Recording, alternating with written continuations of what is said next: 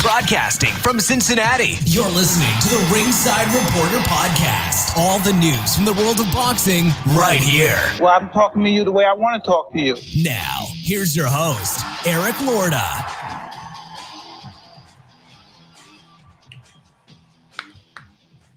And we are live. Welcome to the Ringside Reporter show, where we talk about the latest boxing news.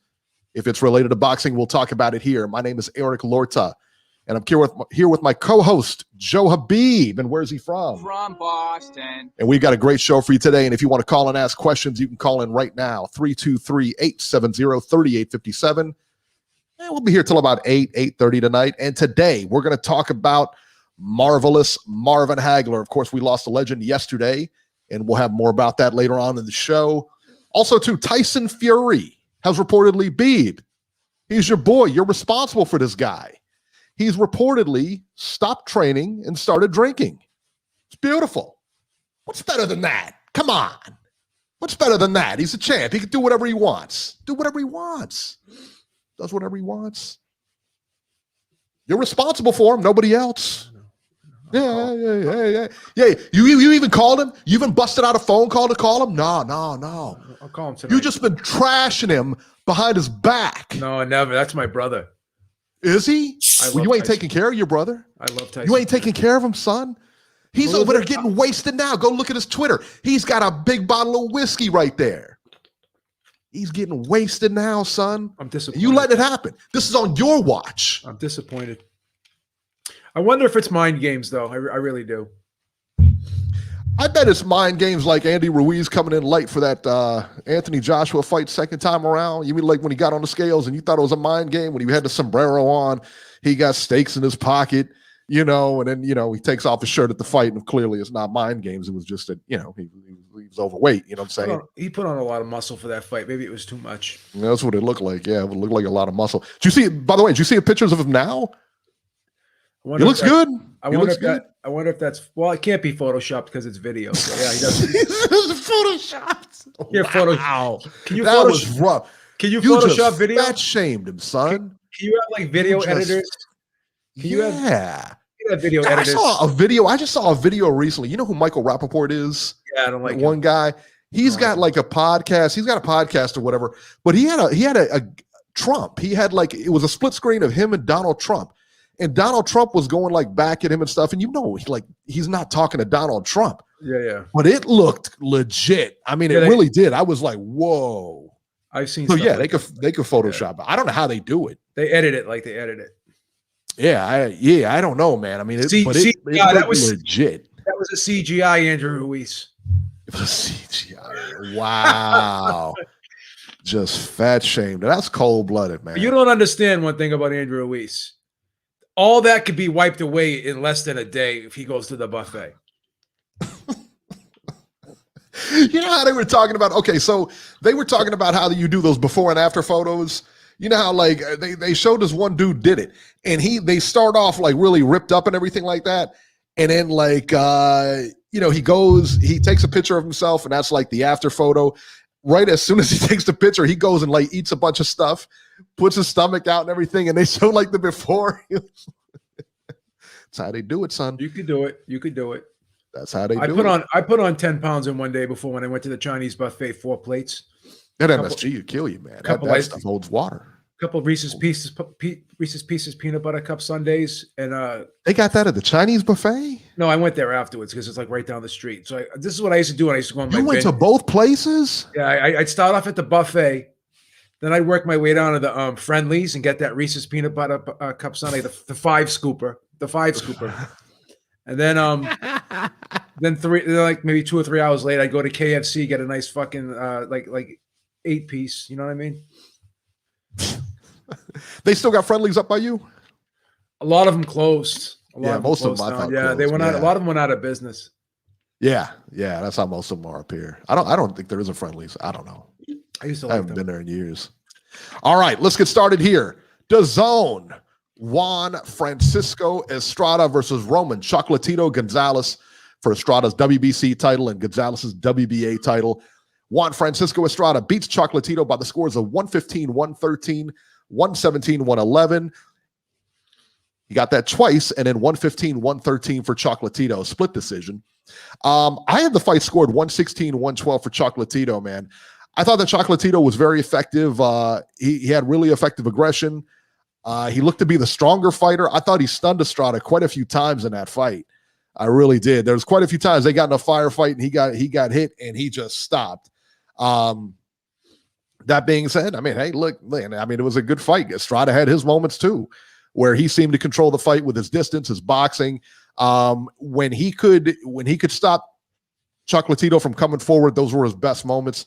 But to me, overall, Chocolatito with his pace, with his aggression, kind of controlled this fight.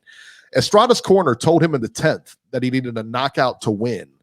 It was around the 10th anyway, that he needed a knockout to win, which, I don't know, man. Yeah. It didn't seem like really sound advice to me, but whatever. And after the fight, he didn't seem all that anxious to want to fight Chocolatito next. Estrada stated that Sorang Vasai would be next. Incidentally, Carlos Sucre scored the fight 117, 111 for Estrada. He's been suspended by the WBA. Sucre awarded the last 5 rounds and then 6 of the last 7 to Estrada. And he gave Estrada the first 3 rounds. How you do that, man, I have no idea, man. The WBA said they temporarily suspended Carlos Sucre while the officials committee evaluates his performance, which means he'll probably be back next weekend with a championship fight because the WBA sucks. So I tell you what, man, a lot of people saw this fight a lot of different ways. I know Chakal, who's been on a tear lately picking upsets, he had Chocolatito, and he picked Chocolatito to win.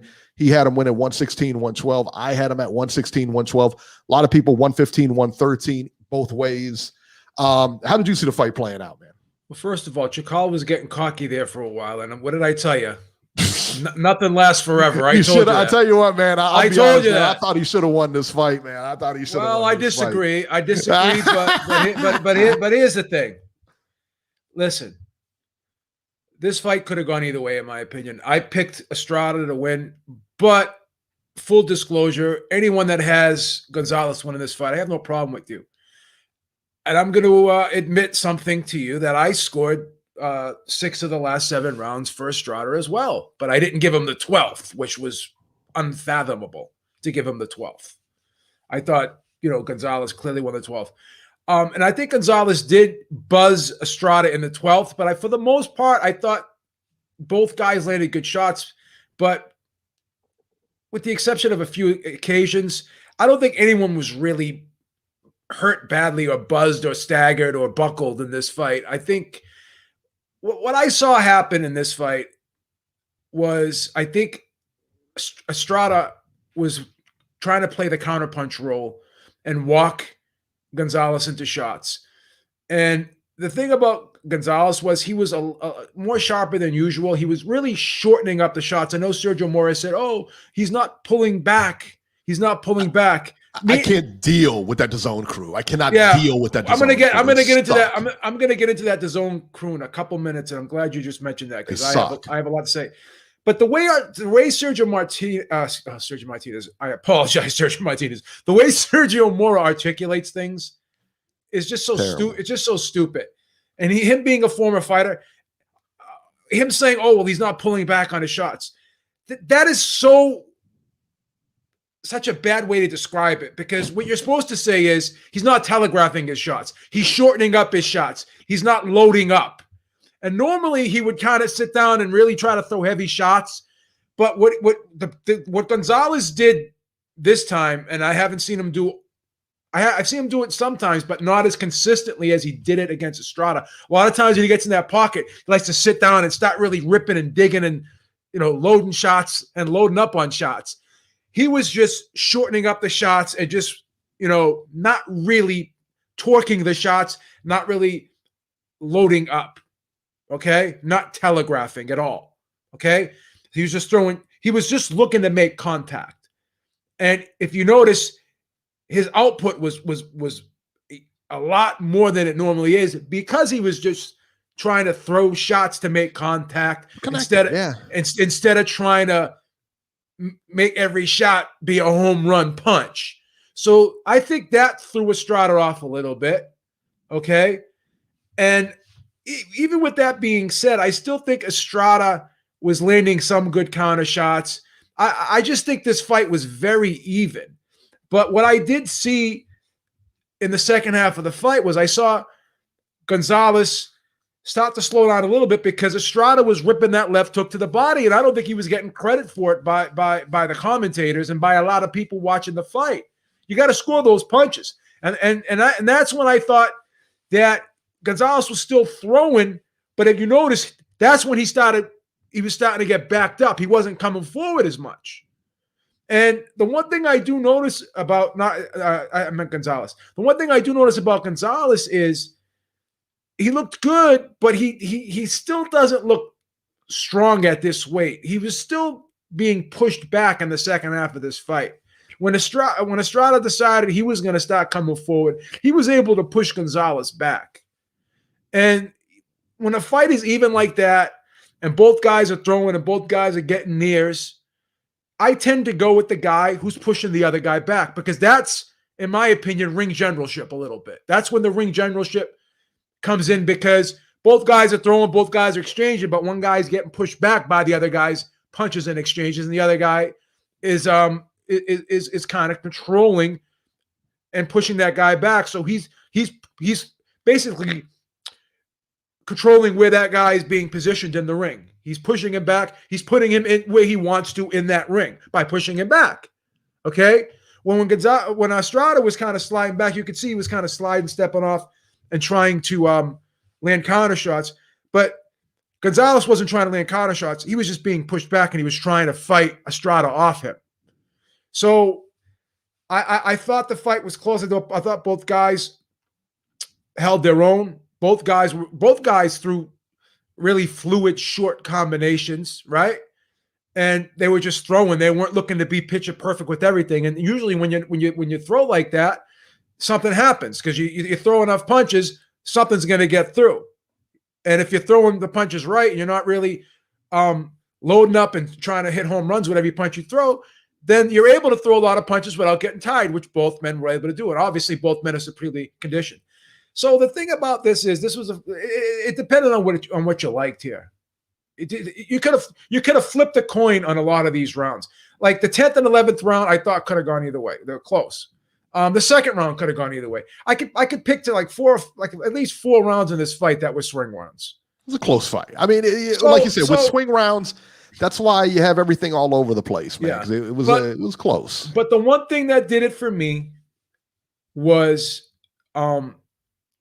Estrada's body work I thought was going unnoticed. That's one.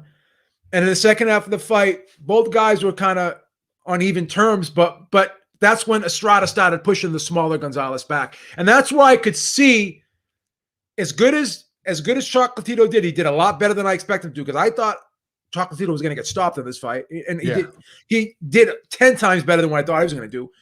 But just because he did better than what I thought he was going to do, I'm not going to give him extra credit for that, which I think a lot of people did, in my opinion. And the reason why I say that, people, how do you know that people did that? Well, because you ask people who thought Gonzalez won, where's your scorecard? They didn't really score the fight. They just looked at the fight and like, wow, Gonzalez is holding his own in there. Right. So you know what? He's doing better than what I thought. I'm going to give him more credit than I'm going to give the other guy, because the other guy was favored, and you can't do that. You can't. Again, I'm 51 years old, right? You're an older guy, and I'm not trying to, say that we're smarter or better than anyone. But when you get older, you learn how to take emotion out of situations in life, especially when I'm scoring fights. That's why even when I'm gambling fights, it's hard to not get emotionally involved when you're gambling on a fight. That's why when I gamble on fights, I don't bet a lot. I bet very small money, so I don't get upset. So that's the thing. So that was a difference for me. Now, Gonzalez did 10 times better than what I thought he did. If he won the fight on the cards, you would have no argument from me. Anyone who thought Gonzalez won this fight, we have no argument with me. But let's not make a big deal out of the 117, 111 scorecard, because that. So what if it was 115 and 113? Then Estrada still would have won a split decision. Am I justifying the 117, 111? No. Should that judge ever score a fight again? No. Should that judge be suspended? Yeah, probably so. But don't let that once again take away from the fight. And because you see that one scorecard, automatically you say that the fight was controversial. Oh, that the fight was a robbery because you're mad about that card. You're reading too much into it. It was a great fight. It was probably arguably the best fight of the year, or at least one of the best fights of the year. It's going to be in the top 3 or 4 best fights of the year, in my opinion. Right?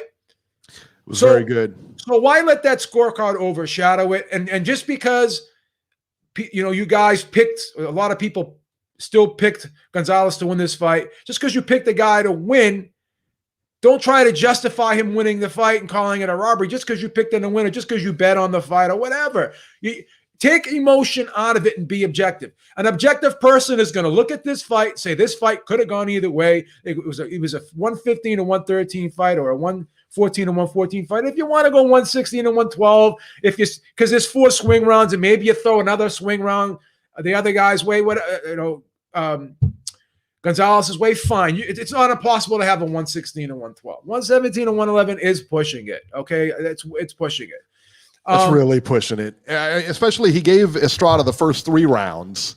I thought Estrada clearly took the first round. Then I had Chocolatito getting 2 and 3. Then he gave him 6 of the last 7, 5 straight rounds. The last 5 rounds he gave him, 6 of the last 7 rounds he gave him. I think, and the reason, think about this, okay? The scorecards were that close. 115, 113 flopped both ways. And then you got this one, 117, 111. It was a great fight. But yeah, that does take away a little bit from this fight, because you had this. But it shouldn't, though. Do we have a winner? Do we have a solid winner? I don't know. Half of the people said yes. Half of the people say no. And will we get a third fight? That I don't know either, because he didn't seem all that interested. He didn't seem all that interested in fighting him again. Gonzalez was leaning towards retirement. Yeah. So, and he did not seem, like I said, Estrada did not seem that, he didn't seem. Estrada kept saying that he too excited. That's for sure. No, he kept saying he deserves a third fight, but he was also saying that they're probably going to enforce my mandatory, so I have no choice. I can't fight him if they don't let me next. But he would definitely fight him after that. But let's talk about these DAZN guys, because I'm watching this fight, and then the rounds were close, and then I'm hearing Chris Mannix and Sergio Mora. Oh, that was a great round for Chocolatito. Oh, that was a Chocolatito. Great round. And it's like in a close round, when someone's watching a fight, a lot of these fans are very impressionable. Automatically, they're going to say, Chocolatito must have won that round, because all the announcers are saying he won that round. He said it, so he must be true. Yeah. So after every round, they were like, oh, Chocolatito what a great round. Oh, great work from Chocolatito. Great. Like, it was an even round, guys. Could have gone either. Like, the rounds were so close. You can't just. And then, like, Chocolatito did land some good right hands.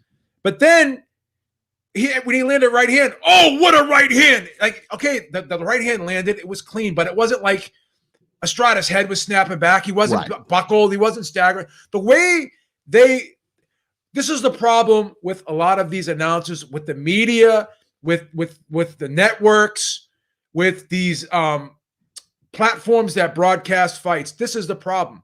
They got to stop being PR people and be analysts, commentators, media members, and writers. Stop caping for the guy you like. Stop caping for the house fighter. Stop trying to go with a guy who you perceive to be a legendary guy, or the A side or whatever. Don't be a promoter or a PR person. Be a commentator. These guys are too emotionally invested in the fight as well. They're not being objective. That commentary last night was so biased towards Chocolatito. It was ridiculous. And I know we're going to talk about it later, but it was ridiculously biased towards Breakers too. because I know we're going to talk about that fight later, and I'm just I'm gonna unload on Chris Mannix because I don't know what the hell he was watching last Where night. in the world they picked this guy up from? I don't know. That fight was not even remotely close. Not even wasn't even remotely close. If you gave Breakus more than 2 rounds, then you were trying to give him more than 2 rounds. Right. 100%. 3 top. How could you score that fight 96-94 after taking a point away from Breakus? It was ridiculous. Jeez. I mean, come on, man. And JC says, yeah, JC hit it on the head. They kept saying first ballot Hall of Famer. Everything they said. It was first ballot Hall of Famer, first ballot Hall of Famer. Enough with the PR. Stop being a PR person. Yeah, Milcar says, let's see here. Where's it at? Commentary was so bad. They even mentioned Chocolatito's pay multiple times. Clearly the house fighter. 100%. 100%. And now we both, we both picked Estrada to win this fight.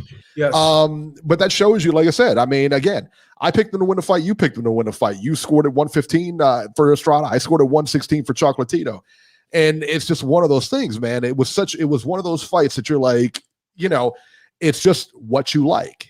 I understand, I don't condone the argument that it was a robbery because I don't believe it was a robbery. I think that it was too close to be a robbery. I get that. But I also get where they go with the third judge, the 117, 111. I also get how that comes into play. But, honestly, doesn't matter because it wasn't a robbery. Whether the right guy won or not, it doesn't matter.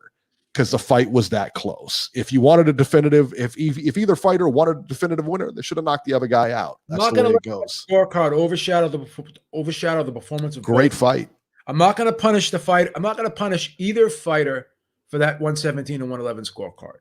Yeah, it was a great fight, though. That doesn't mean that Estrada could not have gotten the nod in that fight because of that. No, of course not. In my opinion. Yeah. Let's see here. I wonder, just backtracking on this for a second before we go to our next fight here. If Chocolatito, like you kind of, I was watching this fight because we all counted Chocolatito out. Notorious VC in the chat said we thought he was finished when he lost to Rungvisai. I absolutely did. I picked Yafai to beat him and everything like that, and we picked Estrada to beat him. The thing is, like, you wonder, like, does he just have his number? Some guys just got your number, and some guys, it's like Marquez Pacquiao, same situation. Yeah, some guys just got your number, and I wonder if that's the foil for his strategy or whatever. I think Chocolatito might just have your number, man. That's because I was thinking this as I'm watching this play out. I'm thinking to myself, right around the 10th, 11th round, I'm like, man, we're gonna see Chocolatito and Sor Rungvisai again. I said, we're going to see that fight again. And that did not go well for Chocolatito in those first 2 fights. No. I said, we're going to see this again. This is going to be amazing. This is going to be crazy to see if he can actually, I'm going to be honest with you. And you tell me if I'm wrong here. I told Chakal, I don't think Chocolatito is going to be a champion ever again in this, if he stays in this division, because I don't think he can beat any of the other champions, in my opinion. Well, I thought he beat one last night. I thought he beat Estrada. Yeah. I thought he beat Estrada. I mean, I thought he beat him. But I tell you what. Listen, man. Would you pick him against anyone else? Would you pick him in a third fight? The way he fought, yeah, probably. I would. I still wouldn't pick him in a third fight because, in my opinion, I think his power is diminished at this weight, and I think that he's not physically strong. I still thought that he was being manhandled a little bit in the second half of the fight, even though he was still putting together some good combinations. And the other argument to that is he threw more punches, landed more punches, and landed at a higher percentage. And I know we don't count punch stat and everything like that. I mean, we know, how we feel about punch stat, but I mean, it's got to say something. He's definitely the busier fighter. I thought he was more, But when I was watching that fight, it looked like both guys were just as busy as the other. Like I couldn't see What are they both super flyweights, man? So they're gonna be busy, man. Because the punch, even the punch stats were still close and comparable. They weren't like one, you know what I mean? It wasn't like one guy landed way more, one guy threw way more. And when watching that fight, it kind of looked like both guys were throwing about the same. Because I'm not sitting there counting them. So Right. Well, that's the thing. Is like we're not sitting there counting them. Just like when they say, "Oh, such and such won." Okay. Well, how did you score it? Well, I didn't score it. Okay. Well, then I can't. Then we can't talk anymore about it. Shout out to Chakal. Chakal did score it. Yeah, he scored it the same as me. He scored the same score. Yeah.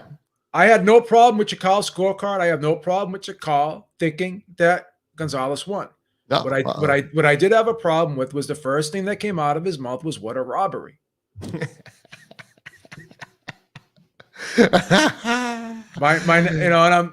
was on a tear too, man. I tell you what, he was on a tear the last few fights, man. He had him like. No, I don't usually kick people when they're down, but he was he was getting a little cocky, and he had to stop it. He had to get his up and come up. How do you say that? Comeuppance. You know what was nuts? And I'm thinking about this. It was like later on in the fight. I'm watching Chocolatito and just run this fight, right? And I'm thinking of what Chakal said to me. Chakal was like, Chocolatito's going to win. He's like, I'm telling you. I don't know what inside mafia connections he's got to these fighters, man, but he knows something. He was bragging so much. I'm not even gonna. This is the hater in me coming out. He was bragging so much to me all week about how he was like friggin' this tout that was like fucking. He had the friggin' crystal ball in his hand, like in the Lord of the Rings. What was that little ball they had? The Pelletier, whatever the thing was, they could see into the future. I don't know. Lisa would know. I don't know. So he was getting so cocky. You know what I said to myself at the end of that fight before the decision was announced? I thought Estrada was going to get the decision. I really did. I felt comfortable. I did. It's funny because Estrada didn't think he was going to get the decision. You could tell by his face. So I said to myself, I hope fucking Gonzalez doesn't get this decision. I don't want to listen to this fucking kid for another month. Beeb, I told you. I don't want to fucking listen to this kid. I'm sorry. I love him. Right, I love him to death, but he's a cocky bastard when he wins. Oh, how dare you? How dare you? And then when you lose, oh, I told you. After you bet on a fight and you lose, right? The last thing you want to hear is, "Oh, I told you, Beeb." I know. The last thing you want to do is if you lose, yeah. Now, did I say that to him yesterday? I was tempted to, but I didn't because I follow gambling etiquette. You don't say that to somebody after they lose a bet. You just don't. I'll tell you what. Whenever he always texts us stuff about Canelo or any of the Mexican fighters, it's always spot on. He knows somebody inside, man. He knows somebody there. Yeah, he's working with El Chapo or somebody. I don't know. Well, he knows people. There's no question about that. Yeah. He's in there, man. All right, let's talk about the co-main event here, man. And I'm glad to see it was a co-main event. Jessica McCaskill versus Cecilia Brækhus. 10 rounds for the undisputed welterweight championship. McCaskill dominated Brækhus in the rematch by unanimous decision by the scores of 100-89, 99-90, 98-91. I had the fight 98-91 for McCaskill. That's what I had. She was just aggressive. I thought it was a pretty good fight. In fact, I had the Showtime fights on. I was watching this on my laptop. And I had the Showtime fights on the TV at the same time I'm watching it. I just tuned out of Showtime. I just hit Showtime on mute and then just started watching this fight, man, because it was really good. It was really good. It's about time they did the right thing, put this type of fight on as a co-main event. It was a good fight. Remember I said that? You want these girls to get some shine? Put them on the undercard of some of the bigger fights. Yeah, we've been saying it for months now. I said, this probably sets up the Katie Taylor McCaskill fight now. It's a co-main. And now, you know what? Now we know who McCaskill is. And now, you know what? I want to go watch her again because she was on there. Wasn't that the best thing that trainer said? Goes, you got $1 million. You got $1 million over there. That pumped me up, man. I almost went on the treadmill after hearing that. That was fucking. That was good, wasn't it? That was good. That was awesome.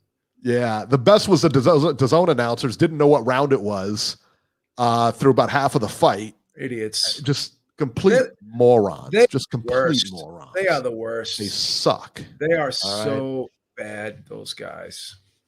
And true to form here, Claressa Shields' manager and promoters Mark Taffin and Dimitri Salita were saying on social media it was a great fight, but Shields beats both in the same night. Well, Shields is 20 pounds heavier than either one of these girls. Let me ask you a question. Have you ever seen a Shields fight like that? Like that Never. fight, that Never. was an action-packed, enjoyable fight. Have you ever seen a fight from Shields as entertaining as that fight from McCaskill last night? No. Nope. Have you I'd ever rather seen watch Shields watch them fight. Katie Taylor? I've never seen a dull Katie Taylor fight either that I didn't like. So I'm gonna once again, Beeb's gonna be the resident hater. Clarissa Shields is just jealous of these girls because people enjoy watching them fight more than they enjoy watching her fight because they have more entertaining styles than she does.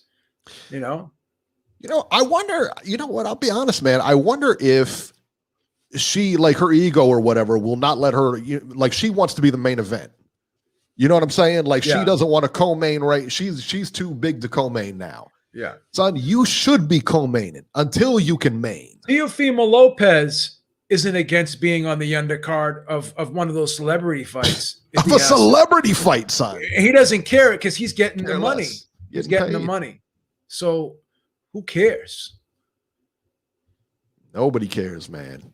Instead of dumping on him, he's got this manager and promoter dumping on him. Listen, they do a lousy job promoting this girl anyway. Yeah. They really do. They do a lousy job of promoting her. She's the most decorated women's boxer in the sport right now, and nobody cares.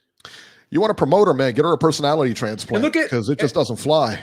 And listening to McCaskill after that fight, I think Chris Mannix goes, "Oh, so you're going to be?" Or no, it was Todd Grisham. I'm sorry. Todd Grisham goes like this to her: "Oh, so you're going to be heading back to work on Monday?" She's an investment banker. She's going back into work and clocking in tomorrow morning, Monday morning. She's an investment banker. She's an investment banker. She works. She gets paid more at her job than she does boxing. Exactly. So that's why you got to respect this girl. She don't have to box. She does it because she loves to. Yeah. And then her trainer just quit his job and saying, "I'm going to focus all my time into her." That's a story.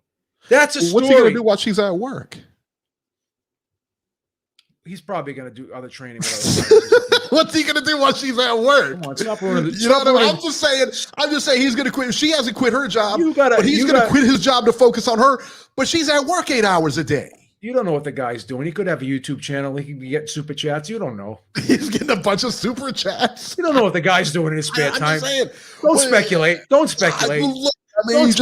be negative. Don't be negative. I'm just saying. That's a legitimate question. What if he's day trading? What if he's day trading? You don't know if he's day trading. He's not day trading. You don't know what he's doing. You don't know what he's doing. I don't know what he's doing. I don't think he knows what he's doing. All right. If he went and quit his job.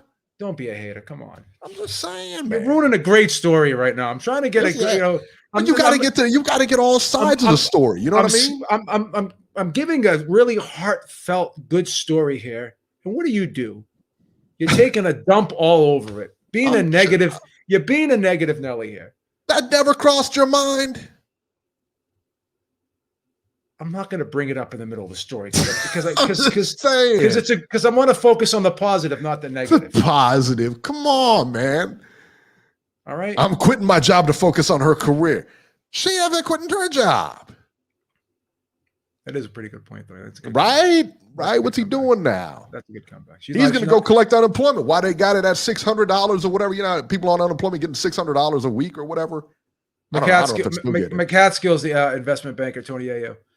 Ask in the chat. Yes, who's the banker? Yeah, McCaskill's the banker. So you got to give a person credit like that. There was a guy from Brockton. His name was I don't know if anyone remembers this guy, Drake Thazi. He was a light heavyweight. He fought James Toney. Yeah. You know what he used to do for work? He was a grave digger. He used to dig graves and he used to box. Oh, so how awesome is that? And then you got guys like Joe Smith Jr., who's like a union laborer, and he's boxing full, like he boxes too. He's on television, like. So you guys want to talk about, this guy's getting overpaid, that guy's getting overpaid. What about all these other fighters that have to work full-time jobs while they're fighting, even when they're on televised events, in co-main events and in main events, and they still working full-time jobs because you want to say that Joe Smith. And then when you look at a boxer, you say, the guy's getting $1 million. How much of that $1 million does he actually keep? How much does he have to pay for taxes and fees to promoters and trainers and cutmen and all that? All this BS. So there's no such thing as a fighter getting overpaid, in my opinion. There it is. There it is. All right. I guess the other fight on there was Hiroto Kayaguchi versus Axel Aragon Vega, 12 rounds for Kayaguchi's WBA flyweight title. Kayaguchi retains the title with a 5th round stoppage of Axel Aragon. Anything about this one? Who cares? Yeah. You'll never hear from either one of them again. Don't worry about it. No, Don't worry about it. Wasn't the focal point of the card. No, you can say that again. But I thought they were going to put that on as a co-main. I really did, because that's how it listed in the thing. I'm so glad they put this chick fight on that as a co-main. I'm so happy for McCaskill, though. I really am. I think that she put on a great show. She had a great performance, and this was a life-changing fight for her. And this was a girl. I forgot to tell you this. She was actually homeless before too. She was homeless for a little while too. So this is a great story right here. It's not. This is someone when like was she homeless? How's she an investment banker and get homeless? Listen, she was homeless. She said Listen, there's a lot of holes in these stories that you're bringing up. I'm just saying. Well, back and listen. Guy quits his job. He ain't got to. Eric, she's an investment banker and now she's homeless. Just because right after the fight you're going in there grabbing sandwiches and beers and you don't want to listen to the post-fight interviews. What do I want to listen to it for? Don't blame me. Don't I watch blame it with the sound me. down because I'm not hearing the zone announcers. This is a girl that was homeless. You don't want to listen to the story, man. You want to just look at these people like pieces of meat. They got lives too, Eric. They're human I just give beings the thumbs up or the thumbs down. They feel too, Eric. They bleed. They're not made of metal. They're not robots or cyborgs. They're human beings with feelings, with lives. Look, I'm just saying, man. It sounds a little Mark Kriegel-esque, I don't know. Sounds a little embellishing.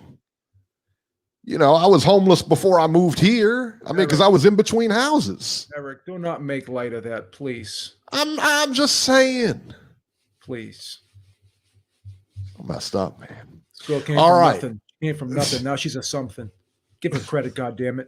I did. I did a good job. I scored the fight for her. I mean, it was impossible not to score the fight for her, but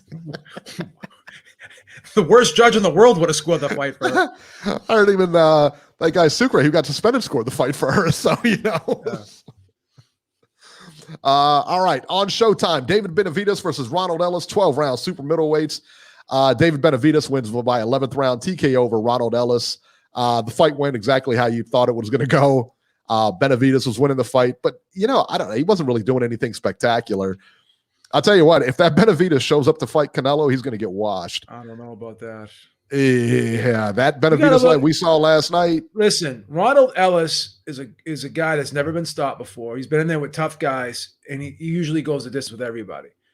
Benavidez looked sharp last night, like the way he put his punches together, how fluid his combinations were.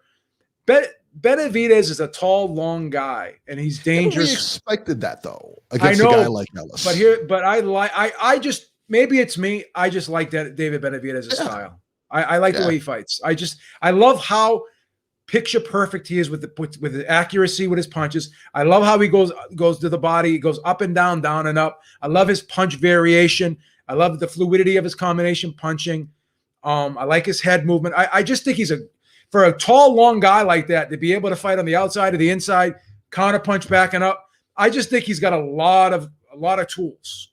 And to me, he's the only guy that I think could beat Canelo at 168, in my opinion.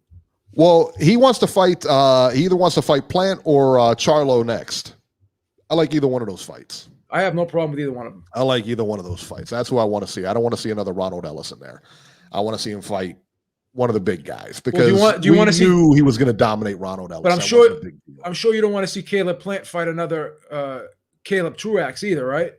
No, I'd love to see that again. I think that's where it's at. I really do. I think at least Benavidez is the one guy over at PBC that actually wants to fight big fights, tough fights. Right, exactly. I'm not gonna throw shade at David Benavidez at all because at least he wants to fight the big fights. Yeah. So. Yeah, it was good. I mean, like I said, I mean, we knew it's good that he wants to fight, like I said, a Charlo, Plant, and he's calling those guys out. Those guys are in his lane. He should absolutely have no problems making those fights. None. No. You know? So absolutely. It was funny. Now you talk about stories in the pre-fight or whatever. They had asked him if he had a discipline problem. And he was like, I've never had a discipline problem in my career. Son, you lost your title on the scale. You got busted for cocaine. I would say both of those are discipline problems. So now you want to go back to the stories after you were criticizing me for saying the stories. Now you want to use the stories now. Well, my stories are good. There's a difference. Oh, okay. All right. I got you there. Yeah. Good job. All right. On the zone. Srisaketsor Rungvisai versus Kwanthai Sithamorsang. Sor Rungvisai wins via TKO. Easy for me to say. Sor Rungvisai wins via TKO in 3 rounds over Sithamorsang. Sithamorsang was 38 years old. Yeah. All right. So I'm just saying, this is definitely a tune-up fight. And that makes him a mandatory for Juan Francisco Estrada. You think he beats Francisco Estrada? How do you think that fight goes? Estrada already beat him before, but but he beat Estrada once too. It's a good fight. It's a good fight. I mean, you know what? That's a coin flip. If you put a gun to my head, you know what I'm going to tell you? I think Rungvisai would beat him. As long as he doesn't have girl problems. Yeah. As long as he doesn't have girl problems. That shut him down last time. Remember that? He shuts right down. Completely down, son. If he's going through a breakup, forget about it. He shuts completely down. Well, you can fix that. You can go to therapy or something. Therapy works in situations. Yeah, you seen him, man. He was done. I know. He's done after that. His lady left him. You didn't want to fight for like 8 months. Want to fight anymore. They want to do nothing, man. But I think Rungvisai's still looking. He looks like he's getting sharper.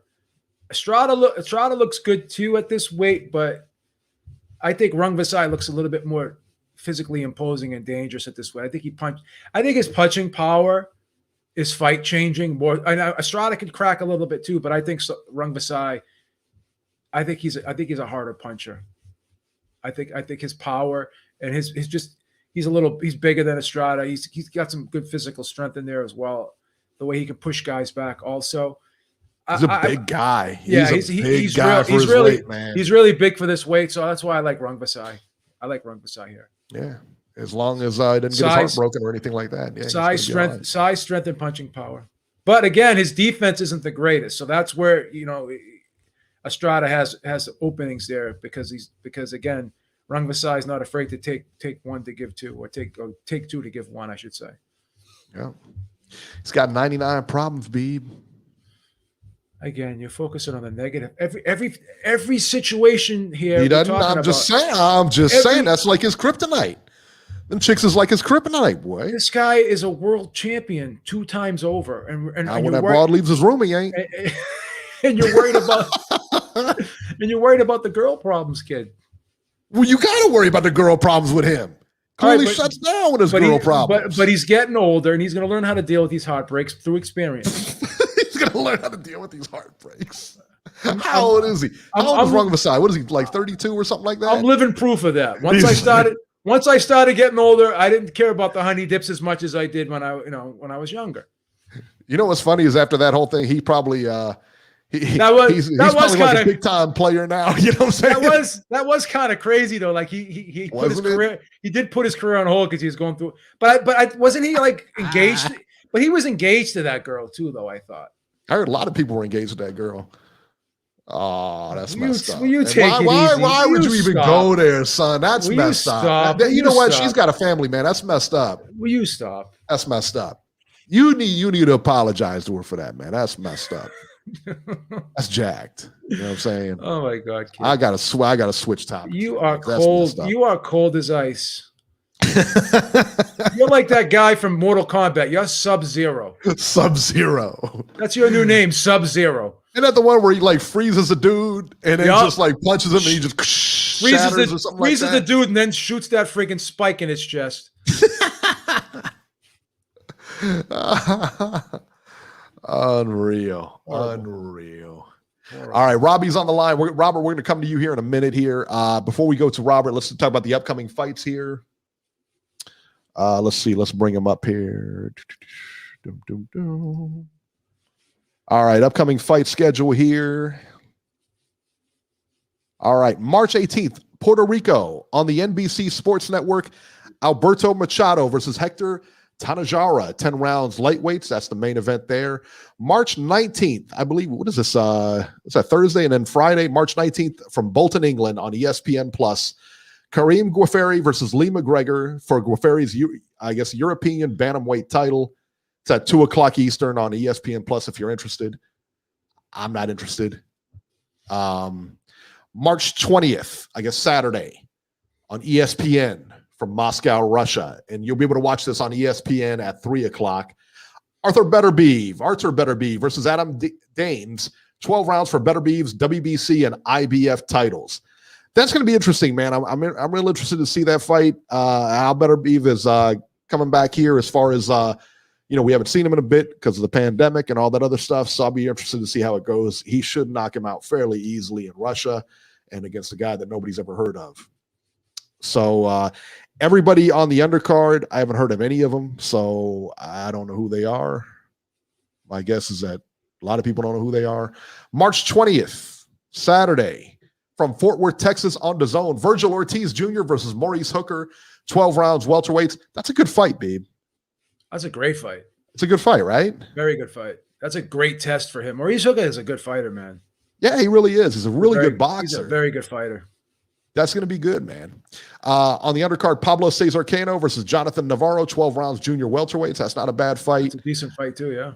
Annabelle Ortiz versus Ciencia Estrada, 10 rounds for Ortiz's WBA strawweight title. And then I don't recognize the other ones. March 20th, from the United Kingdom on DAZN, Lawrence Okoli versus Krzysztof Glowatsky, 12 rounds for the vacant WBO cruiserweight title. That's a good fight. That's a good fight, guys.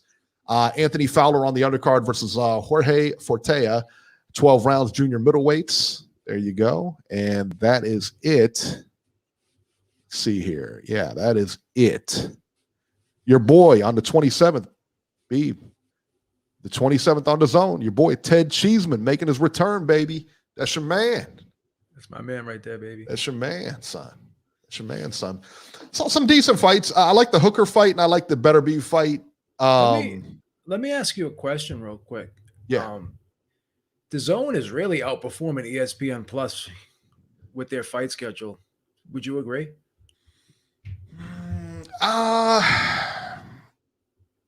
I'm not happy with ESPN Plus. Like, when was the last time ESPN Plus put a good card on?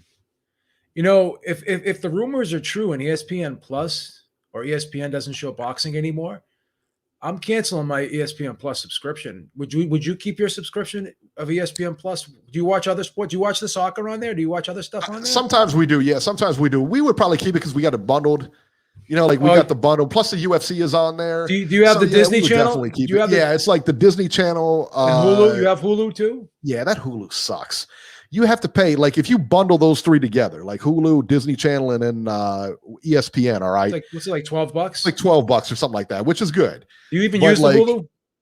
Hulu sucks, man. There's one thing on Hulu that I wanted to watch this weekend, and I used to have Hulu, but I don't have it anymore. And that was the Tekashi 6ix9ine documentary. It's actually on Hulu. It's exclusive to Hulu. I wanted to watch that. But other than that, there's nothing on Hulu I really wanted to watch. What's the matter with you, son? I like Tekashi 6ix9ine. Stop. Just stop. Come on. But Hulu, like, you have to pay, like, if you want to watch like movies on Hulu, which Hulu has some movies on there, right? If you want to watch those, you gotta like pay like $12 a month for Hulu. I'm not paying $12 a month for that. Who's gonna buy Hulu when they can get Netflix? Mostly, like, Netflix is in my Xfinity Comcast package, and that's pretty cool. And that's a good move. Netflix is bundled with everything, like Verizon, AT&T. You can get Netflix with their phone plans and stuff. And Netflix is like $10, and there's no commercials on Netflix. I just watched Training Day this morning on Netflix. Like, wasn't that great? I love that movie. I watch that movie all the time. It was so good. All the time I watch. I love that. Denzel Washington is like my favorite actor. I love Denzel Washington. He's awesome. Didn't know you like to get wet though.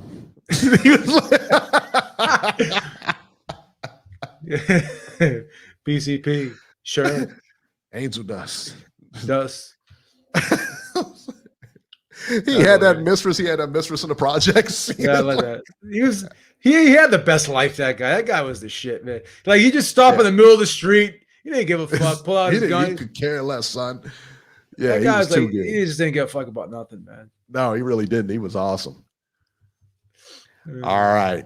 Let's go to our news and rumors here, man. Some sad news in the world of boxing. Marvelous Marvin Hagler passed away unexpectedly on Saturday. He was 66 years old. The cause of death is not known at this time. This was tough, man. This was a tough one. You know, even when we lost Ali, you kind of knew he was getting up there and everything like that. It was still not good, obviously. But this one was tough because we kind of grew up with this guy. We grew up watching him, seeing all his fights. Remember watching him beat Alan Minter. I mean, this one was a tough one, man. This was this was a hard one, man. The cause of death is not known at this time, but TMZ is reporting that he was having issues breathing and chest pains. He was taken to the hospital and passed away about 4 hours later. A shame. Hagler, honestly was one of the best middleweights of all time. He was undisputed champion for 7 years? I think he defended like 12 times. His record was 62-3 with 2 draws, 52 knockouts. He fought everybody in his era. The fact that, and Teddy Atlas was bringing this up because I was listening to him, as I always do, because he's my man. Teddy Atlas said that, for him to fight John the Beast Mugabe, when Mugabe was undefeated, he had knocked everybody out. For him to go seek him out and give him a shot, that's just not something you see anymore. You don't see that anymore. Right. Now, there is some controversy here. Now, his wife said that he had died of natural causes. I don't know that that's really official yet. I don't know if they're going to do an autopsy. I don't know. And if they do, chances are it's going to be all private. Nobody will know. Thomas Hearns. Now, I read this. I didn't see the actual social media post, but it was posted on like a legitimate site, like one of the boxing sites that we frequent, and they usually have pretty legit news. It said that Thomas Hearns had posted something to the effect that he was having prior to her posting this a few hours later, that for prayers for Marvin Hagler, because he was having some complications with his second COVID shot, or with his COVID shot. So I don't know if he was having issues with it and that's what caused it or what happened. Listen, at the end of the day, I don't think it really matters what caused it. You know what I mean? The way it is, the bottom line is just that, he's no longer with us, unfortunately. So, but it was a tough one, man. This was not good, man. Not good. So what's your favorite Marvin Hagler fight? It's got to be Hearns, right? I'm going to say something very controversial. What's that? The Sugar Ray Leonard fight was my favorite fight. He beat Sugar Ray. He beat everybody. He beat Sugar Ray. He beat Duran. He beat Hearns. He didn't beat Sugar Ray. Sugar Ray. He completely beat Sugar Ray, son. He completely love that beat fight. Sugar Ray. I love and you know what fight. the best part about it was? He would never give Sugar Ray a rematch. Sugar Ray wanted a rematch really bad. But you know what? Probably the most entertaining fight was. Everyone thinks Hagler Hearns, that's great, but the Mugabe fight was probably the most entertaining fight because it was like both guys, like Mugabe hurt him and the fight went like 11 rounds. So it was a really good fight because it had the 11 rounds and it was a 15-round fight. It went 11 and both guys hurt each other. The Hearns fight was great, but it was too fast. It was good. Yeah, that was a good one. Great. But the most entertaining fight, in my opinion, of his whole career, I would have to say the Mugabe fight was. Yeah, obviously the Hearns fight, for me, no question. But the one that always stuck out of my mind when I think of Marvin Hagler, this is the first fight I think of, was with the Alan Minter fight. And at the end, when he beat Minter and all the bottles came in, he went to England and beat him, all the bottles came in, hitting people. And it was just insane. I have that image in my head of that happening. It was like, oh my God. Let's take a poll in the chat. Who won, Sugar Ray Leonard or Marvin Hagler? I scored the fight 115-113 for Hagler. There it is. Final score right there. Outlaw. Hagler beat Sugar Ray. I scored it for Leonard 115-113.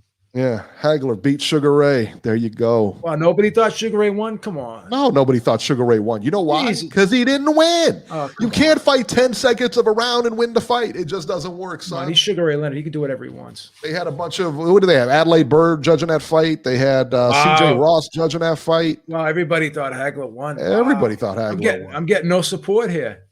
Because they got eyes. Because they got eyes, son. Come on.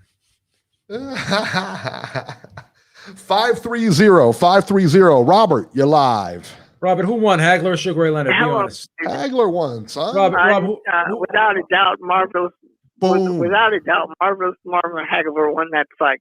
No question. Robbie. Easy Absolutely win, no son. question. Come on, Robbie. I mean, let's face it. Sugar Ray Leonard was a favorite son of Las Vegas. He got handed that decision. Oh, Jesus Christ, Robbie, please. That was the first. That's the first fight I ever paid for. Hagler got ripped off, and he got so disgusted he never boxed again. Went to Italy. Moved to Italy, married some hot wife, became an actor. That was it. Left the country, man. He was so disgusted. Come on, Robbie. Leave it to you. But Joe, I'm disappointed in you. You're from Massachusetts. You're supposed to support one of your own. He doesn't. It's not the same in Boston as it is in Titletown. We support our own here. Cincinnati, all the Ohio fighters. I was so broken up about the fight with Terrell Gachet this weekend. I couldn't even talk about it, man. Two Ohio guys going at it. I don't even want to see that, man. Jamonte Clark, man. Come on. Please. I ain't even talking about it. Yeah, two Ohio guys fighting in Connecticut. That's why the PBC blows, man, because they do that nonsense. They take all the Ohio fighters, never fight in Ohio. I mean, the Battle of Ohio took place in Las Vegas. With when is that? Has Milniecki ever fought in Chicago yet? No. Well, I'll tell you what. Because of the pandemic and everything, I'll give you a pass on that. I mean, with the pandemic and everything, I get it. But yeah, Milniecki's tailor-made for Chicago. Yeah, no, what a hell of a fighter we lost, man. I was so sad when I heard that yesterday. It's like, wow, because I remember watching every single one of his fights, man. And remember in the 80s, it was Hagler, Leonard, Hearns, and Duran. They dominated the sport of boxing in the 80s before Mike Tyson came along. Yeah. I mean, those are the four guys you wanted to see, And I mean, that's why the first pay-per-view fight I ever bought was Hagler Leonard, and I was absolutely convinced Marvelous Marvin Hagler was going to win, and I got so disgusted when the judges gave it to Leonard. It was like it was terrible. Come on, Robbie, stop sensationalizing the situation. It was a close fight. You act like it was a robbery. Cut it out. It's complete robbery, son. Cut it out. It's a complete robbery. I scored it for Hagler. Come on, you want to talk about robbery? There's a robbery. A lot of Sugar Ray Leonard haters on this show today, man. Did you guys see Michael Buffer? Hey, look, I love Sugar Ray, Joe, but okay. Did you see what's his name? Michael Buffer in the main event of that fight on DAZN? Yeah. Before he brought out like Chocolatito and everybody, when he was announcing and did the 10 count, he looked really broken up. He looked real broken up on this whole thing because he announced a lot of Hagler's fights. You got to understand one thing. Not only that, but he met these guys. Like he used to talk to these guys. He was friendly with a lot of these fighters too. I heard Sugar Ray was real broken up about it too. Yeah. Yeah. So yeah, it's crazy. I'm sorry, Robert. Go ahead. No, that's fine. Everybody in boxing was broken up about this, man. Showtime talked about it quite a bit last night during their card. So, I mean, I'm sad that he's gone, man, because last week on our podcast we had to build our own Mount Rushmore of the four best people in sports, and when we put the poll question out, a lot of people called in and said, Hearns, Hagler, Leonard, and Duran. So, this really hits home, close to home to a lot of people. Sure does. Yep. And what can I say? And by the way, I agree with you, Beeb. Benavidez did look good, but I also agree with Eric. If that David Benavidez showed up to fight Canelo, he would lose. He's got to improve. I mean, I can't argue. I can't argue with that. I can't argue with that because Canelo is just that good. If people, I'm on the Canelo. I'm on the Canelo bandwagon right now too. But I like Benavidez. Actually, I think Caleb Plant is a pretender because he doesn't friend want of the show, Robert. Apparently, he doesn't want to fight Benavidez. I hope Benavidez can get him in the ring because if Canelo's gonna unify the title, I would much rather see him do it against David Benavidez than Caleb Plant. So I hope that Benavidez can get Plant in the ring first. And Charlo moving up to 168. There ain't no way Plant's fighting Benavidez. I can tell you that right now. If you were Caleb Plant or his management team, wouldn't you want to fight Canelo first over Benavidez? Look at the money, man. Of course you would, for the money, Eric. But you know what? You're going to have lots of money, but you're not going to have a belt after you walk out of that ring. Yeah, I can buy a couple belts. Look at me back here. I got 2 belts back behind me. I bought them, son. Please I didn't even earn them. Yeah. Please, Robert.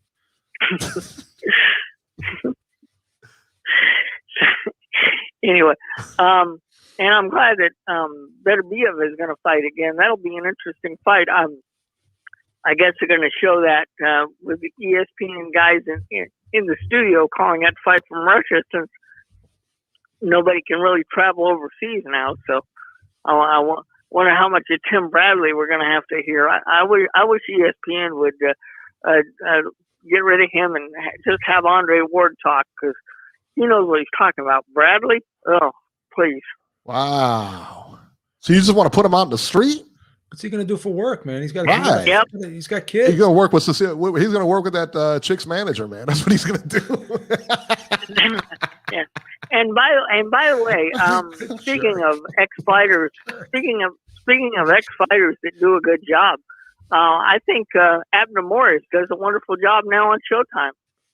He's not bad. Yeah, he's not bad. I don't have a problem with him, but I miss Paulie Malignaggi. I liked Paulie Malignaggi. See, I'm not crazy. I was never crazy about Paulie Malignaggi. I like Paulie Malignaggi. Yeah. I would like Rafael Marquez to be on those Showtime broadcasts because he does a wonderful job on Showbox. Yeah, stick him on the Spanish. Stick on the Spanish channels. No, I like Raul Marquez. I like him. Yeah. What happened to? I lost my train of thought. Never mind. So, Robbie, here's the bigger question for you. Who'd you think won the fight last night, Chocolatito or Estrada? I didn't watch it because I don't pay for DAZN. But what's wrong with you? If I had to pick somebody to win before the fight happened, I would have picked Estrada. I apologize. I legitimately forgot that he doesn't watch those fights. I swear to God, I forgot, Eric. I'm not even trying to be Boston. I wasn't even trying to be a jerk there. I really wasn't. I forgot. I swear to God. That's a douche. No, I wasn't trying to throw a shot. I wasn't trying to throw a shot. I wasn't. I swear to God. No, but seriously, I've seen enough of Chocolatito's fights. If he's talking about retirement, I think that would be a good idea for him. Needs to find something else to do. No, I'm not going to say that, but he won that fight last night, it sounds like it was a competitive fight, and hey, somebody actually suspended a judge. Now, why didn't they do that with Adelaide Bird and Julie Letterman, guys? Well, what's that old saying? It's not who you know. It's there you go. Yeah. Because remember, they both turned in despicable scorecards. Yeah, they did. As far as I know, they're both still judging fights. So that's true.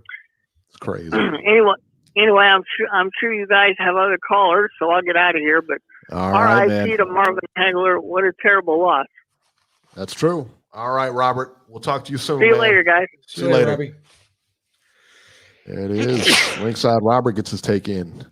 Yeah, I knew who because we all three watch and say, "Wow, why did you bring up the thing about DAZN, man?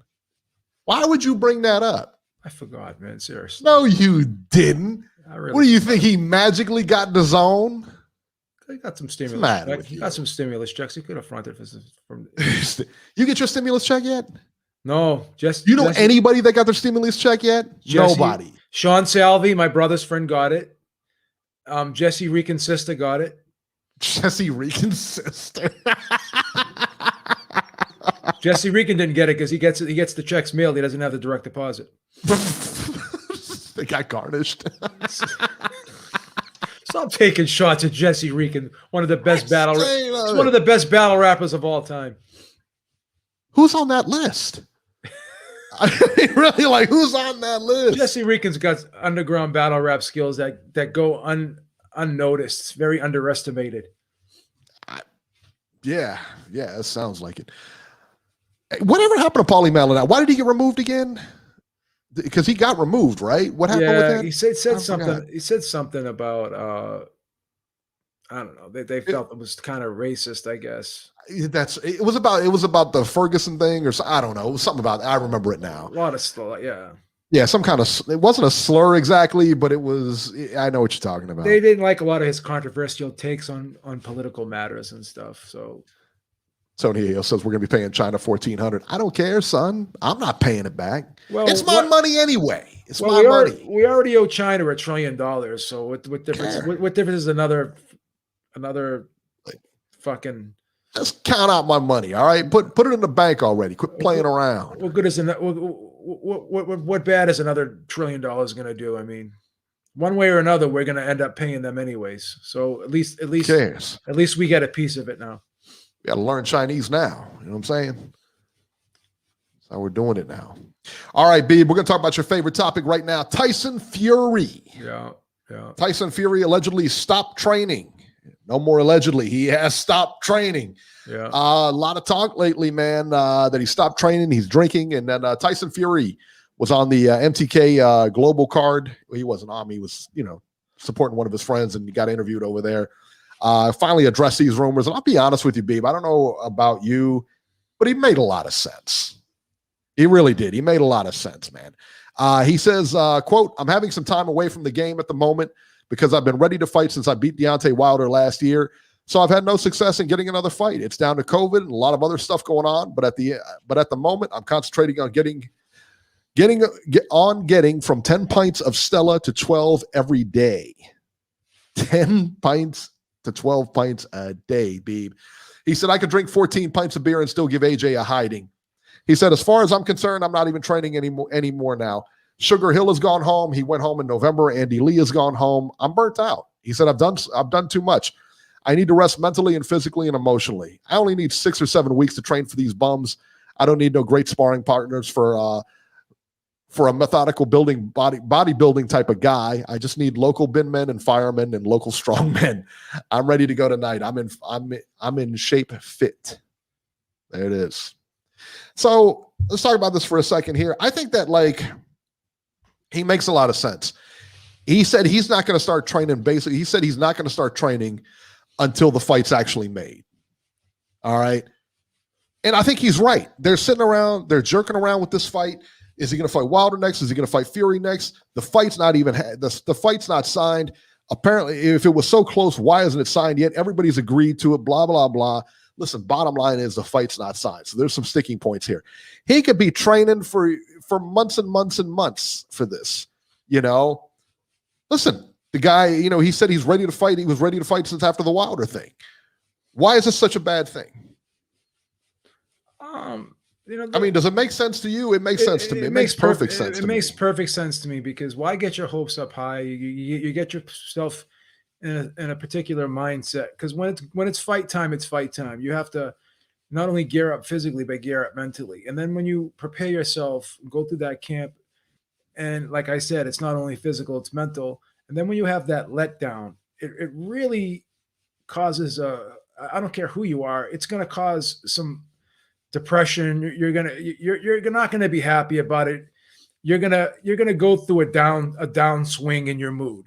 You get yourself all worked up, and then you find out it was all for nothing. So why get yourself all geared up, get yourself in fight mode, only to have the fight not happen. So I totally understand where he's coming from, and I think that's what you're trying to say. I don't want to put words in your mouth, but why do that? Why go through all that, and then when the fight does happen, then you got to go through that all again, and you end up wasting too much energy because you're stop and start and stop and start. It's like being in traffic and stopping and start and stopping and start and stopping and start. It's not good for your car. Obviously, if you keep stopping and starting, keep stopping and starting, it's not good for your, for the fighter either. So I just think that he doesn't want to go on this roller coaster ride of, getting up for the fight and then having to go down for the fight. So that's just my take on the whole thing. Now he's even talking about fighting Wilder. That's still a possibility.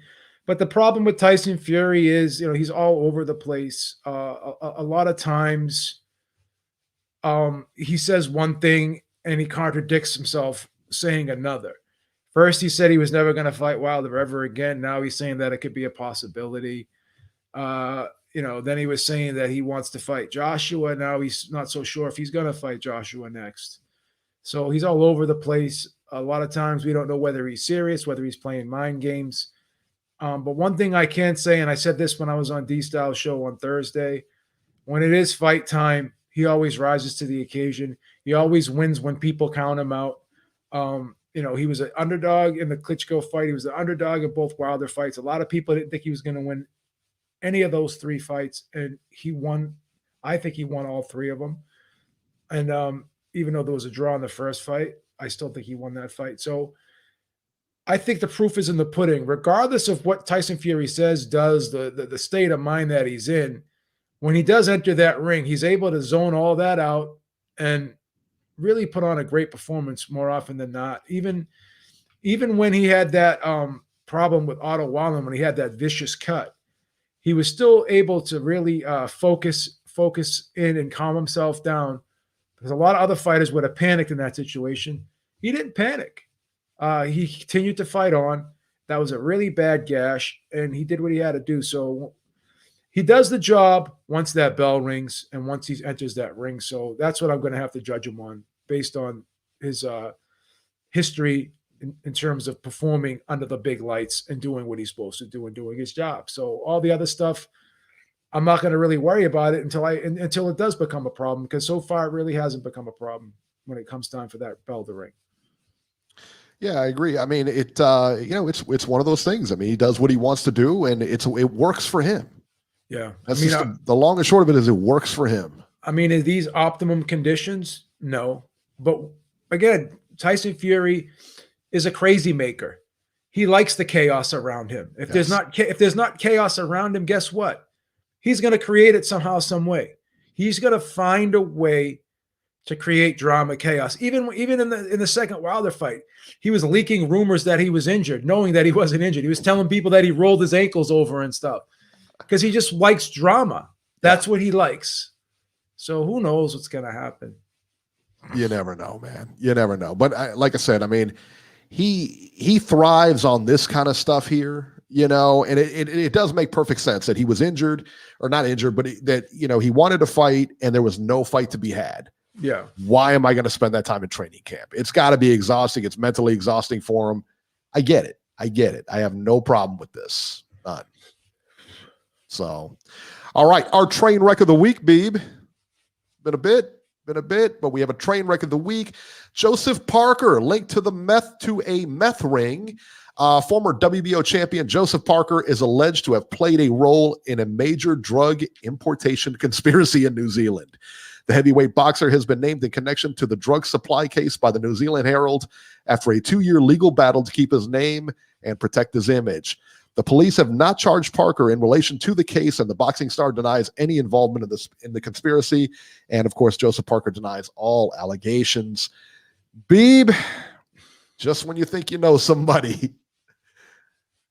Listen, I don't know how much money Joseph Parker pulls down. I got to imagine in the meth trade, it's probably going to be a little bit more. But what do I know? Well, I'm going to give him due process. I agree. I agree. And listen, the biggest thing about this is that he has not been charged with anything. He denies everything. Yeah. So, yeah. Until they have a full investigation and they determine that he's guilty of anything, any wrongdoing, then I'm just going to give him the benefit of the doubt. That's all we can do. That's all right? I can do. That's all we can do. I'm not part of this. I'm not part of this cancel culture. How dare you? How dare you? I'm not part of the woke crowd. Woke. You probably still read Dr. Seuss, don't you? Never. Oh yeah, of course I do. Yeah. Unbelievable. I'm not shutting down any Disney characters, any Dr. Seuss characters because of. Yeah, well, you're wrong. You're wrong. I mean, Pepe Le Pew. You got Pepe Le Pew. You got Mrs. Butterworth. Get her out of there too. Yeah. Uncle Ben, Mr. Potato Head. All of them. Yeah. They all need to go. Okay. That's how we do in cancel culture. That's it. Big cancel culture. All right, guys, that'll do it for this edition of Ringside Reporter. As always, you can catch Joe Habib on Twitter at jhabib1 and find our YouTube channel at ringsidereporterlive.com. You can find me on Twitter at ringside73, and we will see everybody next week.